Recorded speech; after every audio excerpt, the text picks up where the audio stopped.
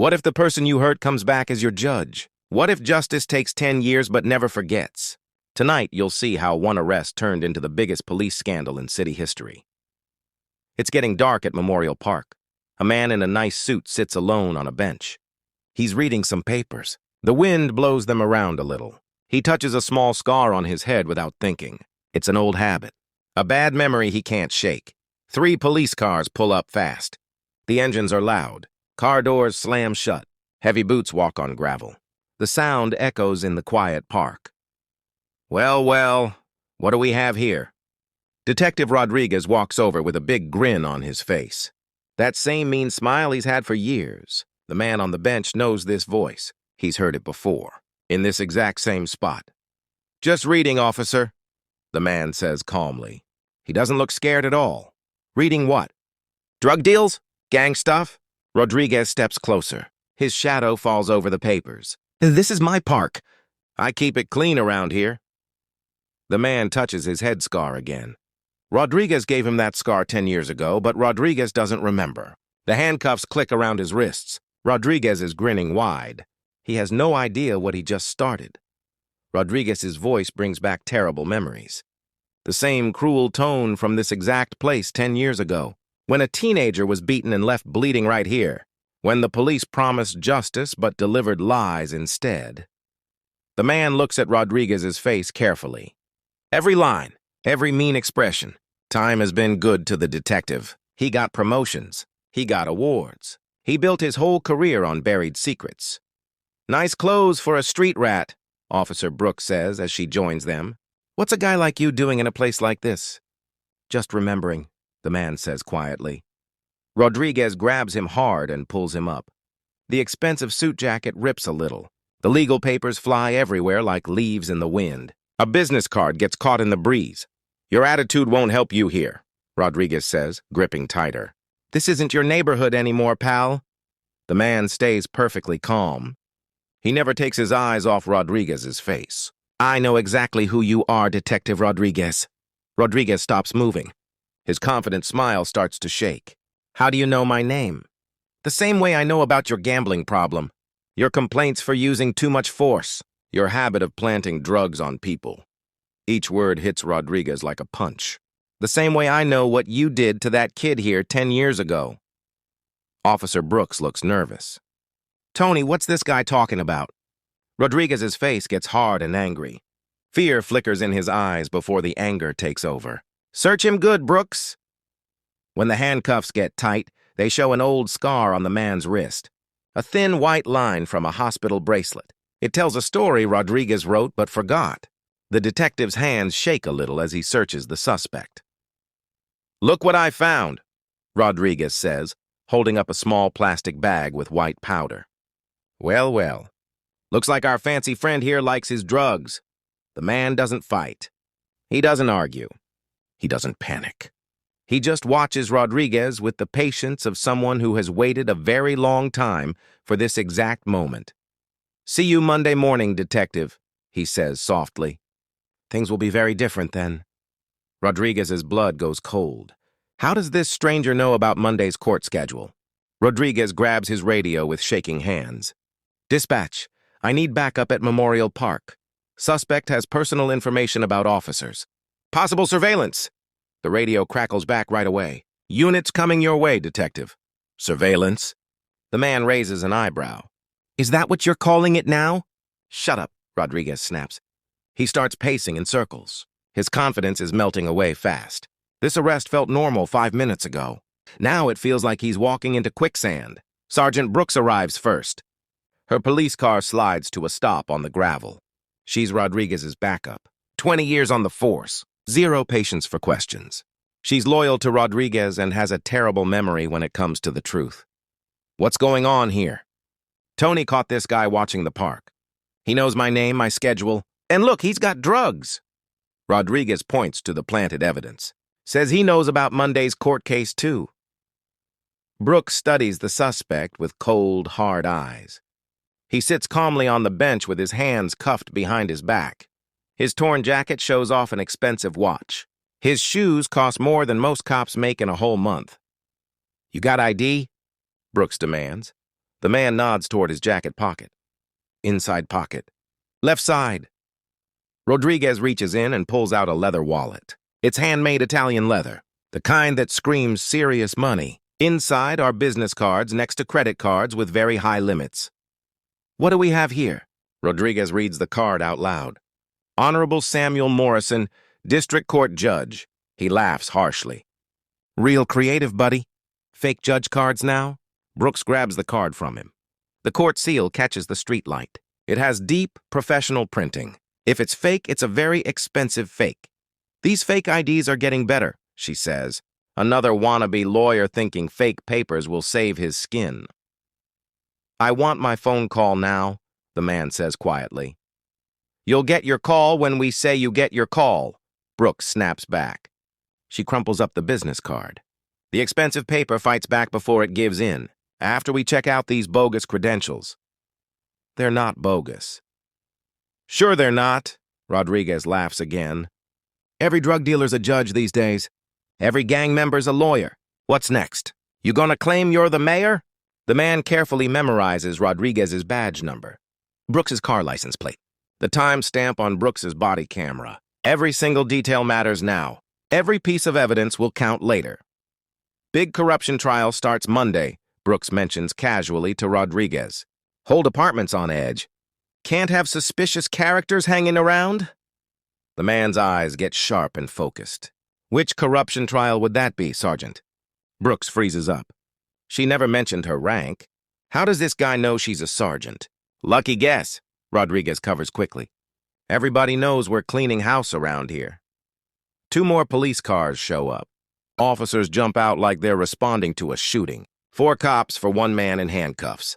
It seems like way too much unless you understand what they think they're protecting. Officer Chen walks over with an evidence bag. He's young and eager. He still believes the system works the way it's supposed to work. What do you need, Sergeant? Bag this up, Brooks says, handing him the crumpled business card. Evidence of identity fraud. Chen smooths out the card carefully. His expression changes completely as he reads it. Sergeant, this looks real. The seal, the embossing, It's fake, Chen, Brooks cuts him off. Book him for drugs, fake identity, and resisting arrest. I haven't resisted anything, the man points out calmly. You reached for my weapon, Rodriguez lies smoothly. When I was searching you, you made an aggressive move toward my gun. The other officers nod automatically. They've heard this exact story many times before. They all know their parts in this little show. Officer Chen hesitates. Something feels very wrong about this whole arrest. The suspect is too calm. His clothes are too expensive. He knows too much about department procedures. Real criminals don't act like this guy. Load him up, Brooks orders. Take him straight to central booking. They walk him toward Rodriguez's patrol car. It's the same type of car that took him to the hospital 10 years ago. Different license plate number. Same department. Same system. Same lies being told. The car door slams shut hard. Through the bulletproof glass, he watches Rodriguez and Brooks talking in hushed, panicked voices. Their body language screams fear disguised as normal procedure. The radio crackles as they drive through the empty city streets. Central booking. We got incoming transport. 1 adult male. Multiple charges. The man closes his eyes and listens to the city going by outside. Sirens in the distance. Traffic humming on the highways. It's the sound of a system that never sleeps and rarely learns from its mistakes. His fingerprints are going to tell quite a story in about an hour. Federal background checks don't lie. Database flags don't just disappear because some cops plant fake evidence. Rodriguez drives with his knuckles white on the steering wheel. In the rearview mirror, he keeps studying his passenger. Something about those eyes really bothers him. They're patient, knowing, like someone who has waited a very long time for this exact moment to happen. Booking's going to be really interesting, the man says quietly from the back seat. Rodriguez doesn't answer him, but his hands shake a little as he parks outside the police station. In exactly 47 minutes, the fingerprint scanner will beep red. A federal alert will pop up on someone's computer screen. And Rodriguez's world will begin its long, inevitable collapse. Central booking smells like cleaning chemicals mixed with broken dreams. Bright fluorescent lights buzz overhead like angry insects. The processing room has seen thousands of arrests over the years, most of them real. Some of them completely made up. Tonight's arrest falls into that second category. Rodriguez walks his prisoner through steel doors that lock automatically behind them. The sound echoes through concrete hallways, final and permanent. It's the kind of sound that ends careers and destroys entire lives. "Empty your pockets completely," Officer Martinez orders from behind bulletproof glass. She's been processing drug dealers all night long. One more won't make any difference to her. The man does what she says without arguing. Wallet, keys, a fancy pen that costs more than Martinez makes in a whole month. She writes down each item with practiced skill, like she's done this 1,000 times before. "Take the jacket off." Rodriguez helps him remove the torn suit jacket. As he does, his hands find something in the inner pocket, something that definitely wasn't there during the search at the park. "Well, well, well," Rodriguez says, pulling out a small plastic baggie. "There's white powder inside it? Look what our so-called judge forgot to mention." The man doesn't react at all. No surprise, no protest, no desperate denials. His complete calm makes everyone in the room feel nervous and uncomfortable. "That wasn't there before," he states simply, like he's commenting on the weather. "Right. It just magically appeared out of nowhere," Rodriguez says, holding the bag up to the light. "Just like your fake credentials magically showed up too." Martinez takes photos of everything. Evidence documentation. Chain of custody paperwork. Everything done exactly by the book, except the book was written by people who never planned on getting caught. "Time for fingerprints," she announces.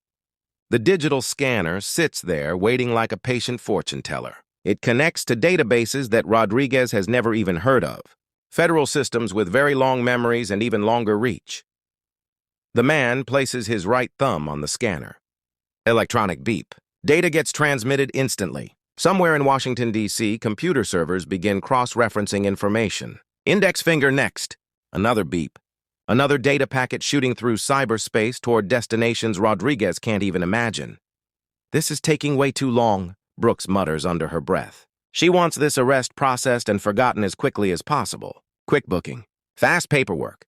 Buried deep in the system before anyone starts asking uncomfortable questions. But the scanner finishes its work methodically. Data streams out to multiple government agencies: FBI, federal marshals, court administration office, Homeland Security. Each database adds another layer to a profile that Rodriguez really wishes he had never created.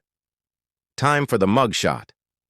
The camera flash lights up a face that Rodriguez should definitely remember. 10 years ago, this exact same face was 17 years old, swollen and bleeding, barely conscious on park concrete. Tonight, it's calm, professional, and very dangerous. The photo joins thousands of others in the computer system, but this particular one will become evidence in federal court. It will be Exhibit A in a civil rights case that's going to destroy careers and expose decades of corruption. "Cell assignment coming up," Martinez reads from her computer screen. "Block C, cell number 12. The walk down the hallway feels exactly like a funeral march. Their footsteps echo off painted concrete blocks. Each step brings Rodriguez closer and closer to a reckoning he doesn't understand yet. Cell 12 has housed murderers, rapists, and drug kingpins over the years. Tonight, it holds a federal judge whose only real crime was sitting in the wrong park at the wrong time. Or maybe it was the right park at the right time, depending on how you look at it. The cell door clangs shut with cold metallic finality.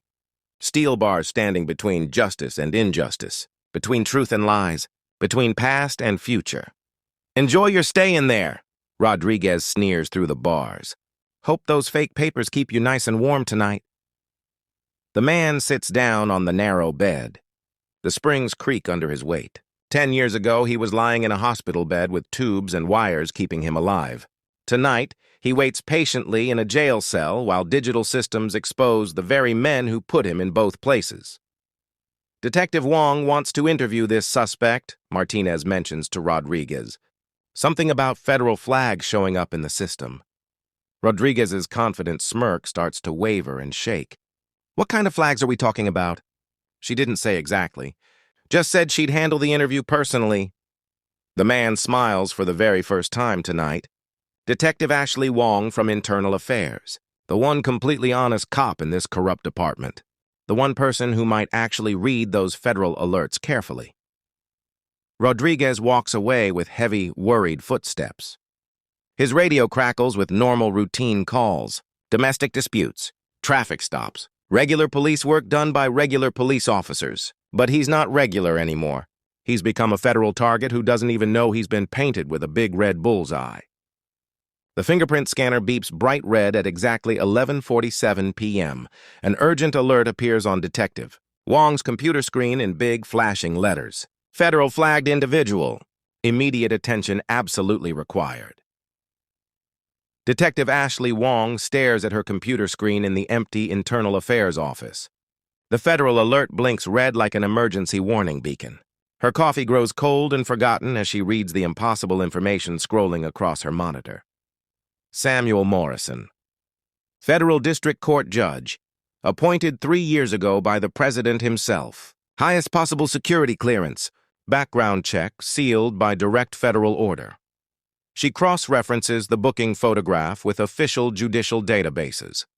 Same face, same name, same exact person that Rodriguez just arrested for drug possession and identity fraud. This absolutely cannot be right, she whispers to the empty air around her. But computers don't lie about things like this. Federal databases don't make these kinds of mistakes. Judge Samuel Morrison is sitting in cell 12 right now while Detective Rodriguez sleeps peacefully in his suburban home, probably dreaming about commendations and promotions. Wong pulls up Rodriguez's complete personnel file on her computer. 15 years on the police force, 67 excessive force complaints filed against him. 48 of those complaints filed and then mysteriously forgotten. 19 settled quietly with taxpayer money. 0 actual prosecutions ever pursued. The pattern emerges on her screen like storm clouds appearing on weather radar. Young black men targeted. Isolated locations chosen carefully. Evidence planted routinely. Witnesses who either disappear completely or suddenly change their stories. It's a system that protects its own people and destroys everyone else who gets in the way. Her phone buzzes with a text message. It's from Officer Maria Santos. Can't sleep tonight. Something felt really wrong about that arrest. Wong calls Santos immediately. What do you mean by wrong? Rodriguez seemed way too eager, like he was prepared for something. Like he knew exactly what he was going to find in that jacket pocket. Santos speaks in hushed tones from her apartment. And the suspect knew personal things about Rodriguez's career. Things that aren't public information. What kind of personal things? Gambling debts. Internal affairs complaints. Stuff that's not supposed to be public record anywhere. Santos pauses for a moment. Ma'am, I honestly think Rodriguez planted that evidence on him. Wong already suspected exactly that. Santos just confirmed her worst fears. Meet me at the station right now. 20 minutes. At this time of night? Trust me on this, Officer Santos. This absolutely cannot wait until morning. Wong goes back to her computer. The corruption files fill up 3 complete digital folders. Rodriguez appears in 70% of all questionable arrests over the past 5 years. Always small amounts of drugs found. Always suspects who fit one specific profile perfectly. Always the exact same pattern of escalation and lies. The federal alert includes an emergency phone number. It's for threats against federal judiciary members. Wong memorizes all the digits before she starts dialing. Federal Marshal Service. This is the emergency line. This is Detective Wong from Internal Affairs, Central Division. We currently have a federal judge in custody under very suspicious circumstances. Complete silence on the other end. Then she hears rapid typing on computer keyboards, multiple voices conferring urgently in the background. Are you talking about Judge Morrison? We know about this situation already. You do? We've been monitoring everything. Our automated systems flagged his arrest about an hour ago. Are you the investigating officer on this case? Wong suddenly realizes she's stepped into something much, much larger than simple police corruption. I can be, if you need me to be. Consider yourself officially deputized by federal authority for this investigation. Do not discuss any of this with your local command structure. Do not alert the arresting officers to anything. Document absolutely everything you can find. The phone line goes completely dead. Wong stares at her phone in shock. In just 30 seconds, her career became infinitely more complicated and infinitely more dangerous. Officer Santos arrives looking extremely nervous. She's a young officer with only 3 years on the force.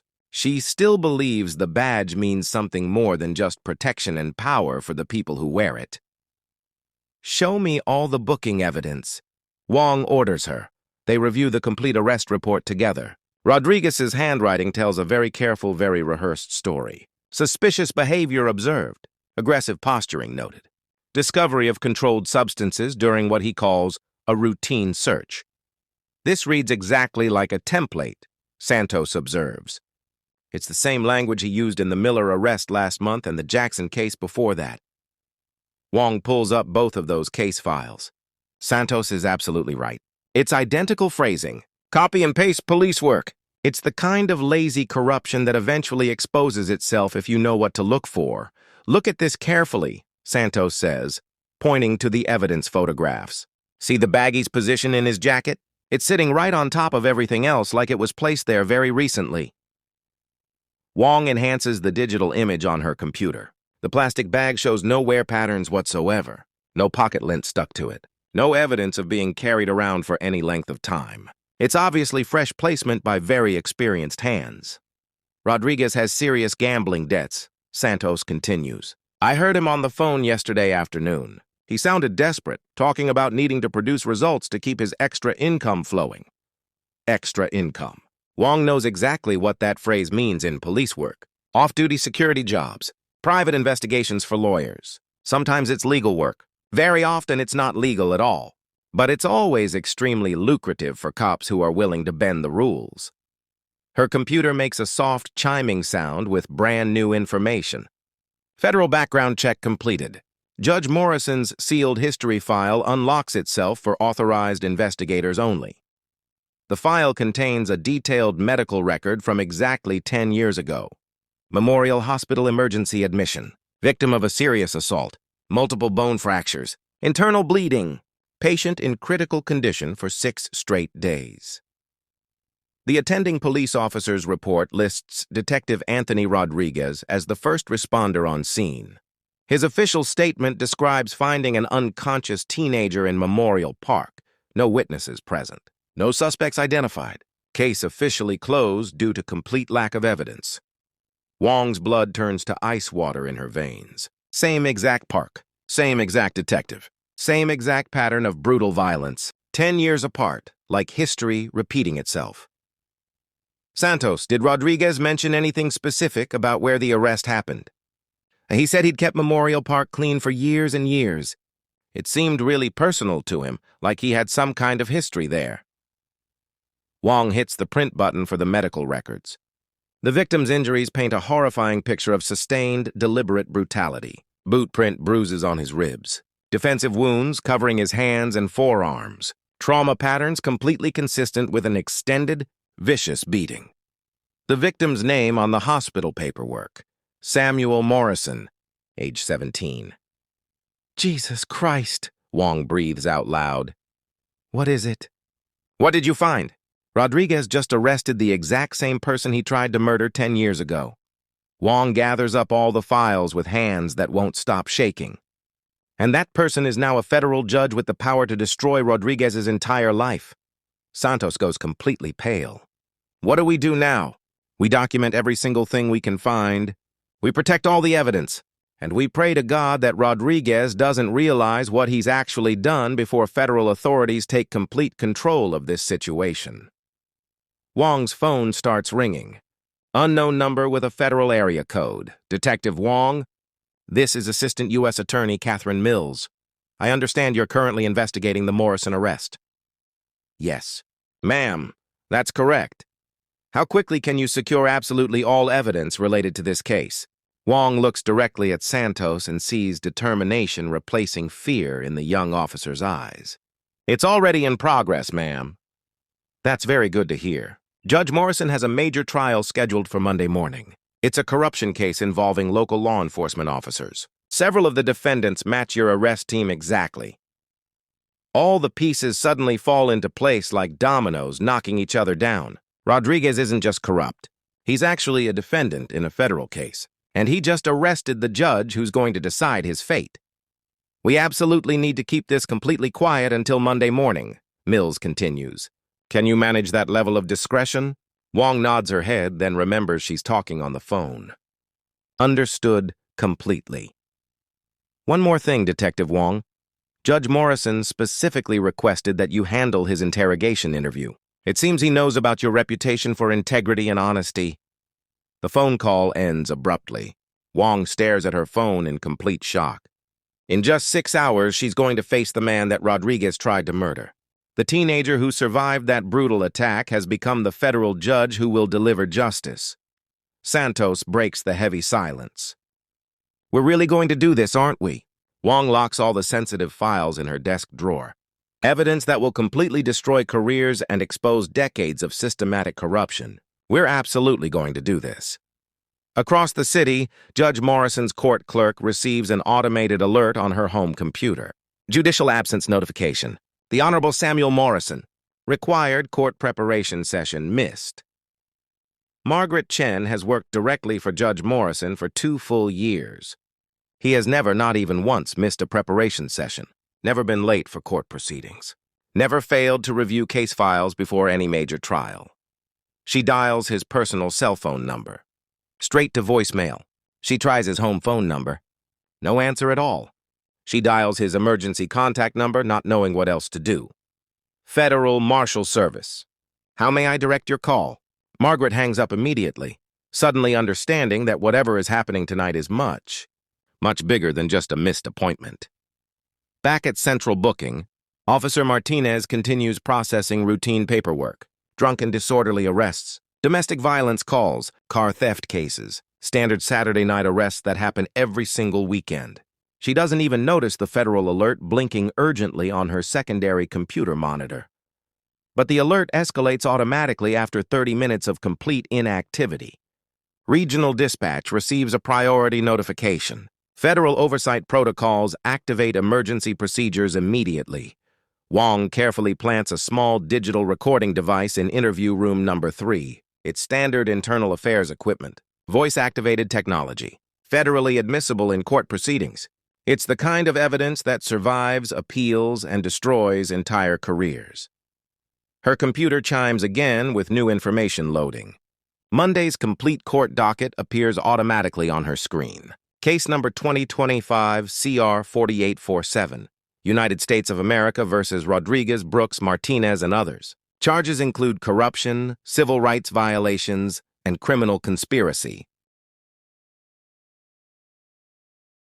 Judge Samuel Morrison will preside over the federal trial of the exact same officers who just arrested him tonight. The irony would be absolutely hilarious if it weren't so incredibly dangerous for everyone involved. Wong's radio crackles with routine. Night shift communications, traffic stops on the highway, noise complaints from apartment buildings. It's the ordinary, everyday business of police work that continues while these extraordinary events unfold in the shadows. Officer Santos sends a text message from the evidence locker room. All items secured properly. Photos completed. Chain of custody fully documented. Wong responds immediately. Outstanding work. Report for interview room preparation at 7 a.m. sharp. The federal database updates in real time, 24 hours a day. Judge Morrison's arrest generates automatic notifications to exactly 17 different government agencies. Each notification adds another layer of federal oversight to Rodriguez's rapidly shrinking world. At exactly 3:45 a.m., a federal prosecutor in Washington, D.C. receives an emergency briefing packet delivered by secure courier. It contains Judge Morrison's complete case file, Rodriguez's detailed history, and information about the corruption trial scheduled for Monday morning. She immediately makes her own encrypted phone call. Fast-track all the warrant applications immediately. We need full surveillance authority established by dawn. Wong reviews the timeline one final time before the morning shift arrives. Monday at 9 a.m., courtroom number 7. Judge Morrison presiding over Rodriguez's corruption trial, assuming Rodriguez doesn't realize his terrible mistake before then. The federal net tightens around Central Division like a slowly closing fist. Silent and invisible, but absolutely inevitable. Rodriguez sleeps soundly in his comfortable suburban bed, completely unaware that his world is about to end. In exactly 4 hours, his overtime shift begins, the interview that will completely destroy his career. Interview room 3 smells like stale coffee mixed with broken dreams and shattered lives. The fluorescent light overhead flickers constantly, casting nervous shadows on gray concrete walls. Judge Morrison sits calmly at the metal table with his hands folded. His torn suit jacket has been replaced with standard orange detention clothing that all prisoners wear. Rodriguez enters the room with completely false confidence. Wong follows right behind him carrying thick case files. Her hidden recording device activates automatically. "Let's make this really simple for everyone," Rodriguez begins. "Just admit to the drug possession. Confess to the identity fraud. Make everyone's Monday morning much easier." Morrison studies Rodriguez's face with the precision of a scientist examining a specimen. "You don't remember me at all, do you?" "Should I remember you?" Rodriguez leans back in his chair like he owns the place. "You people all look exactly the same to me after a while." Wong actually flinches at the casual, open racism. Her recording device captures every single word perfectly. Memorial Park. 10 years ago exactly. 17-year-old honor student beaten unconscious and left for dead. Morrison's voice remains completely steady and controlled. "Does any of that ring a bell, Detective Rodriguez?" Rodriguez's confident smirk starts to waver like a candle in the wind. "I respond to lots of calls every single day. Can't remember every drunk teenager I've dealt with." Not drunk at all. Actually, an honor student walking home from the public library. Morrison continues his methodical, precise recitation. "Someone called in suspicious activity. Black male, approximately 6 feet tall. His crime was walking while black in a nice neighborhood. If you say so, pal." You arrived at exactly 9:47 p.m., patrol unit number 247. Your partner that night was Officer James Walsh. He transferred to Phoenix 2 months later. "Couldn't handle the guilt of what you both did?" Rodriguez's hands begin to shake visibly. How does this man know such specific, classified case details? Morrison opens both his hands, revealing old scars across his palms. "These are defensive wounds from trying to protect my face while you and Walsh took turns with your police beatings. You're obviously confusing me with someone else entirely. Badge number 4458. You wore it that terrible night. You're wearing the exact same badge number right now." Morrison's eyes never leave Rodriguez's face for even a second. "You broke 3 of my ribs. You ruptured my spleen. You left me for dead on the same bench where you arrested me tonight." Wong scribbles notes as fast as she can write. Every single detail that Morrison provides matches the old case file perfectly. These are details that only the actual victim would know. "This is completely ridiculous," Rodriguez protests weakly. "Pure fantasy from a drug addict. Hospital records show I was admitted at 11:23 p.m. in critical condition. Your official police report states you found an unconscious male at 11:45 p.m. That's 22 minutes after I was already in surgery." Morrison's voice never changes tone. "You falsified the discovery time to create yourself an alibi." Rodriguez's face turns completely white. The timeline discrepancy. He never noticed it before because he never expected anyone to check. "You gave yourself time to dispose of evidence. Time to clean my blood off your uniform. Time to coordinate your fake story with Walsh," Morrison continues systematically. "Time to plant that knife near my body and claim I attacked you first." "That's impossible.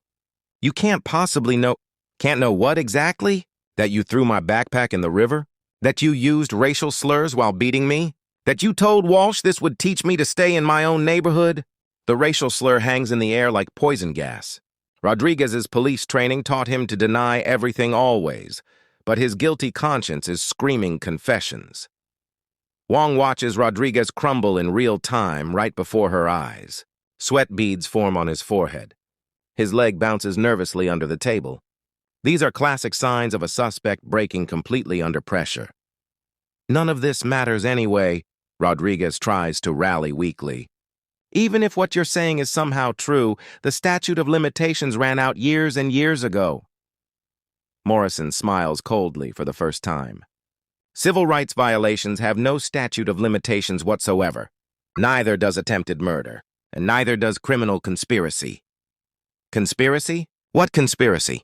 Brooks was your supervisor 10 years ago. She's still your supervisor tonight. She buried the investigation back then. She's covering for you right now. Morrison leans forward slightly. Same corruption. Same players. Same crimes repeated. Rodriguez fumbles desperately for his radio. I need backup in interview room 3 immediately. Why would you need backup? Wong asks innocently. Are you having trouble with one man in handcuffs? He's making direct threats. He's claiming knowledge of classified information that he shouldn't have. Classified information? Morrison laughs quietly. Like your gambling debts to Tony Maroney? Like your monthly protection payments to avoid internal affairs investigations? Like your profitable side business planting evidence for defense attorneys who pay you well? Rodriguez's radio slips from his trembling fingers and crashes to the floor.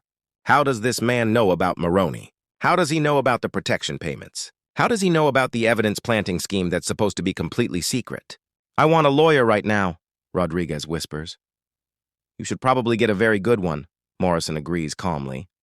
You're going to need experienced federal representation. Wong stands up suddenly. Detective Rodriguez, you're needed in the corridor immediately. There's an emergency call for you. Rodriguez stumbles toward the door, desperate to escape Morrison's knowing, patient stare. See you Monday morning, detective, Morrison calls after him. Things will be very different under those circumstances. Rodriguez freezes completely in the doorway. Monday morning? The corruption trial. The federal courthouse where he's supposed to testify. What exactly happens Monday? He asks in a voice barely above a whisper. Morrison adjusts his orange jumpsuit like it's expensive judicial robes. Justice happens, detective, finally. Federal marshals arrive at dawn like silent ghosts in expensive suits. Black SUVs with tinted windows. Unmarked sedans. Men who don't explain themselves to local police. Officers and don't ask for permission. Release. The prisoner immediately, the lead marshal orders. Martinez at the booking desk. On whose authority exactly? Federal Judicial Protection Protocols. He slides official paperwork across the bulletproof glass. Immediate release. No questions asked.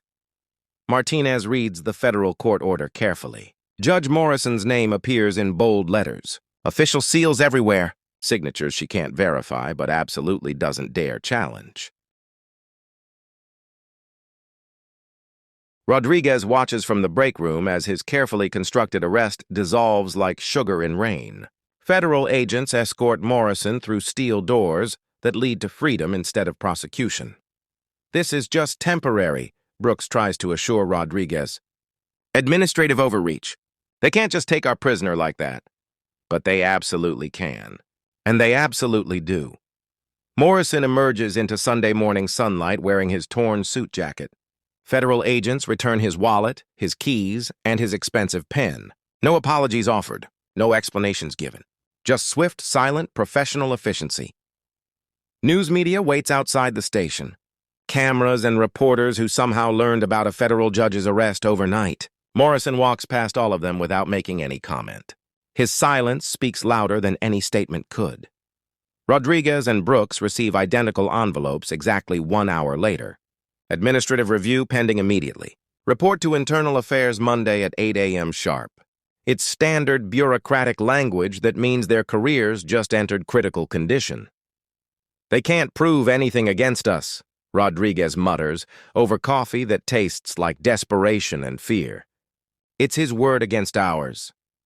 Brooks nods automatically, but her confidence cracks like old paint. Federal attention means federal investigations. Federal investigations mean federal prosecutions.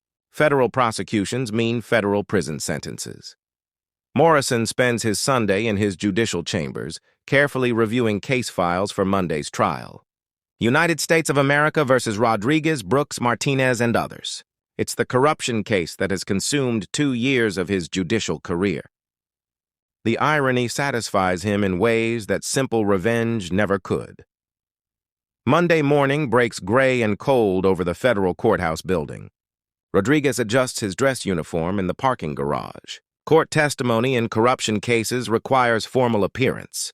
He straightens his tie, checks his badge, practices confident answers to prosecution questions. Today, he thinks he's just a witness. Tomorrow, he expects to return to regular.